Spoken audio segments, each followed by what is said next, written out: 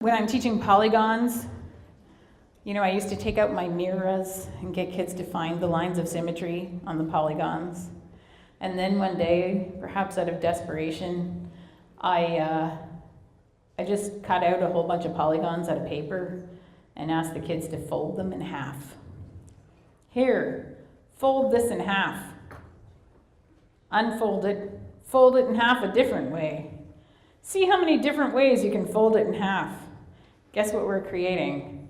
The lines of symmetry, right? And that really is what it is about. So that's an active way to kind of get to a concept, right? Fold that polygon in half and you're going to find all the lines of symmetry. So it's creating it and then naming it.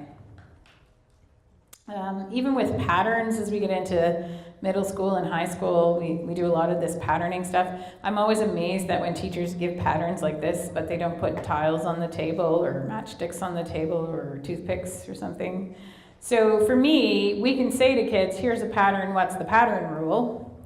Or we can say, look, I started a pattern. How do you find the next one? How do you find the next one after that? How would you find the 10th one? How would you find the 100th one? How would you find the nth one, right? And then we're at our pattern rule, and the focus again is on how is it changing and how is it created. And what's funny is when we get into higher levels of mathematics, we actually get to talk about rate of change, how graphs are changing or how patterns are changing. But you have to go through all this nominalized stuff in order to get there first, right? And so we could be emphasizing that process more early on. There's another example. We'll often see what's the pattern rule? And what I like to do is to talk to kids about how are we making the pattern, and then how are we seeing that? How is the table changing? How can we make those connections? So where are we seeing the change in the pattern, and then where are we seeing the change in the table? So how is the table changing, and how is the pattern changing, and how are those things related to each other? And then how do those relate to the equation that we wrote, right? And so really emphasizing that change. Well, I'll end with this example, of course.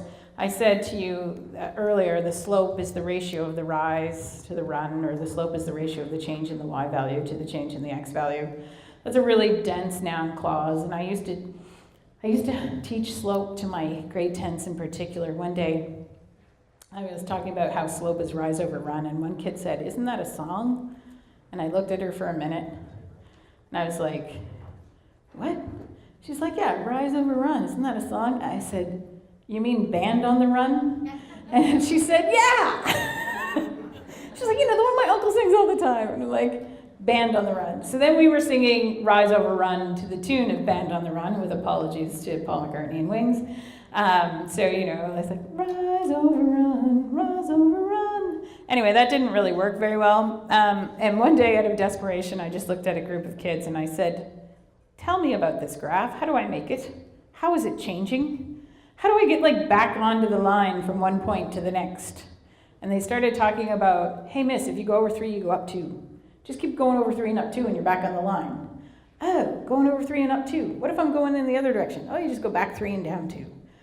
Okay, so I'm going over 3 and up 2. Where do we see that in the equation? Oh, look, miss, it's right there in that slope, in that right in front of the x, right? And suddenly it was, slope became going over and up or going over and down. And your y-intercept became where you start on the y-axis. So it starts at -2, miss, and it just keeps going over 3 and up 2. And my whole life changed. Because as much as I like to sing, I didn't have to sing Rise Over Run to the tune of Band on the Run anymore. And we were talking about motion. We were talking about rate of change. And then I said to them, that thing that we've been talking about, the going over and going up, that's mathematicians name everything. They call that slope. And then I never had as much trouble teaching slope anymore, right?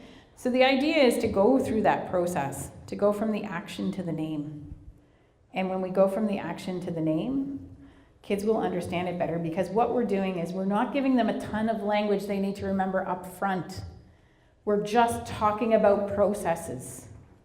Right? And once they understand the process, then we can name that process for them, with them, right? And they're going to own it more.